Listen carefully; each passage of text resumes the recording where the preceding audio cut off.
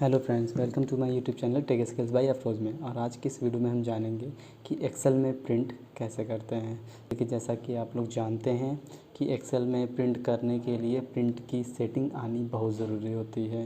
Generally क्या होता है, कभी कभी हम डेटा एक शीट में एक पेज में प्रिंट करना चाहते हैं, लेकिन वो बाय डिफ़ॉल्ट 2 पेज में आता है या 3 पेज में आता है, या फिर कुछ मैटर कट जाता है। तो इन्हीं सब परेशानियों को दूर करने के लिए ये वीडियो है आपके लिए।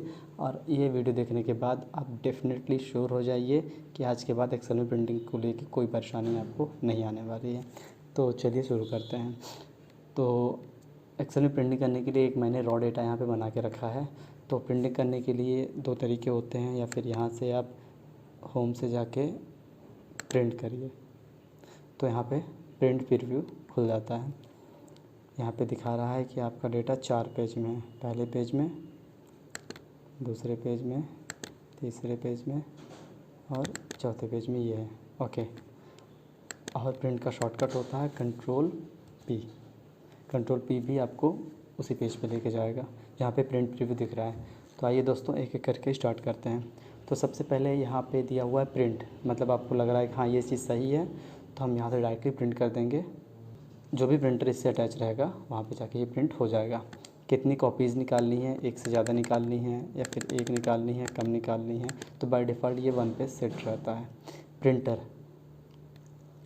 और यहाँ पे दिया हुआ है प्रिंटर यहाँ पे क्लिक करेंगे तो बताएगा इतने ढेर सारे प्रिंटर्स हैं, कौन कौन से प्रिंटर का क्या काम है, कहाँ पे है।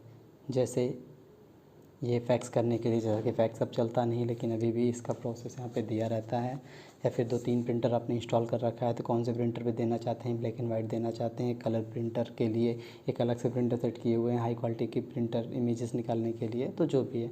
तो हमारे यहाँ जनरली ये लगा हुआ है, तो हम इसको सिलेक्ट कर लेते हैं। फिर यहाँ आते हैं एक्टिव प्रिंट शीट सेटिंग में सबसे पहले दिया हुआ है, इसको ड्रॉप डाउन करते हैं।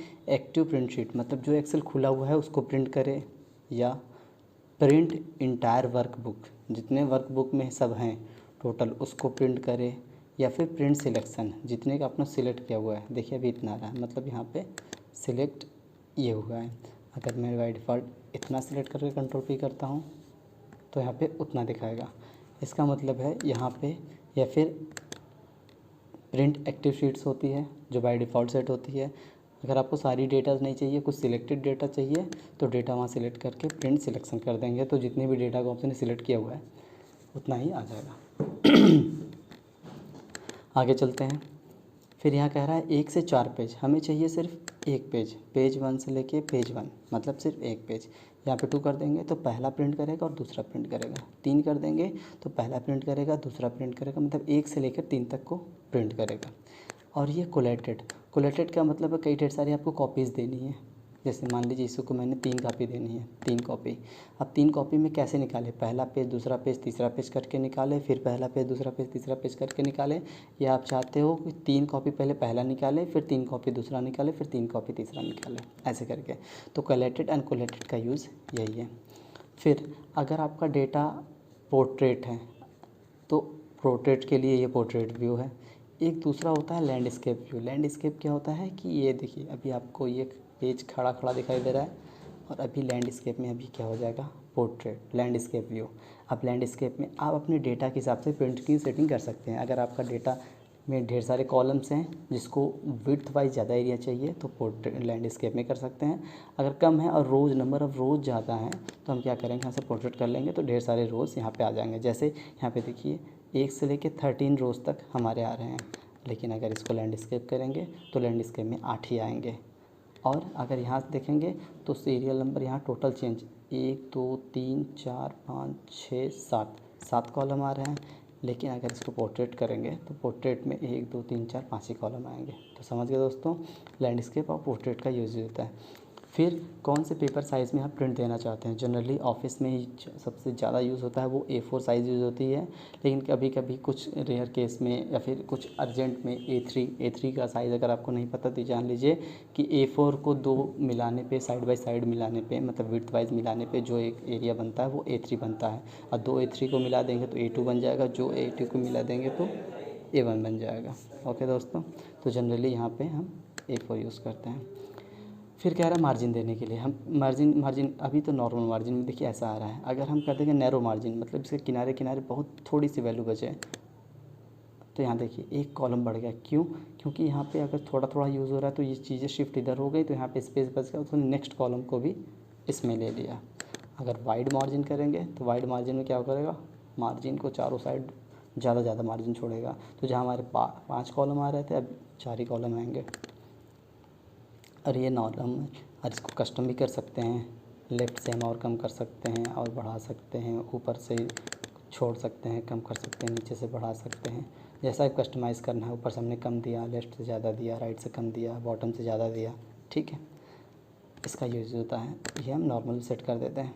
फिर स्केलिंग के लिए बात कर रहा है। आप चाहते हो कि जितना भी 4 पेज में आ रहा है लेकिन मेरा जितना डेटा है सब 1 पेज में हो जाए, तो उसके लिए हम करते हैं फिट शीट ऑन 1 पेज। ये देखिए दोस्तों, तो आपका शीट ऐसे बन के आ जाएगा। वैल्यूज़ थोड़े छोटे छोटे हो जाएंगे लेकिन सारे कॉलम और सारे रोज़ को वो 1 शीट में ला के फिट कर देगा।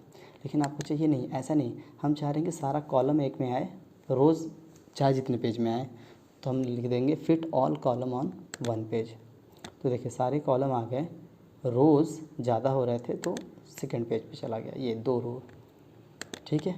लेकिन अगर हम चाहते हैं कि नहीं, सारे रोज़ फिट ऑल रोज़, सारे रोज़ 1 पेज में आए, कॉलम ज़्यादा हो सकते हैं, 2 पेज में चला जाए कोई इशू नहीं है, तो हम ये कर देते हैं। जब सारे रोज़ 1 में आ गए तो कॉलम बाय डिफ़ॉल्ट इसके पास कम ही है, इसलिए अगर ढेर सारे कॉलम होते सारे रो को इसमें लेता लेकिन कॉलम बढ़ा देता, फिर इसको लेता, लेकिन अगर इसके पास कॉलम ज़्यादा होते हैं तो कॉलम को ये दूसरे पेज में लेके चला जाता। ओके दोस्तों, तो आज आपने देखा कि एक्सेल में प्रिंट की सेटिंग कैसे करते हैं, प्रिंटिंग कैसे करती हैं, और आई होप कि अब एक्सेल में प्रिंटिंग को लेके आपको कोई भी प्रॉब्लम नहीं आएगी। एक्सेल में प्रिंटिंग को लेके आपको इन फ्यूचर कोई भी परेशानी नहीं आएगी। तो आज के लिए बस इतना ही। अगर आपको कोई क्वेरी है, कोई परेशानी है एक्सेल के रिगार्डिंग या फिर प्रिंटिंग के रिगार्डिंग जो भी हो, तो कमेंट बॉक्स में ज़रूर बताएं।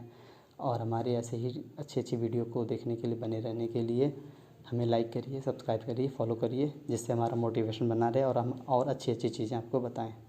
तो आज के लिए बस इतना ही। Thank you so much.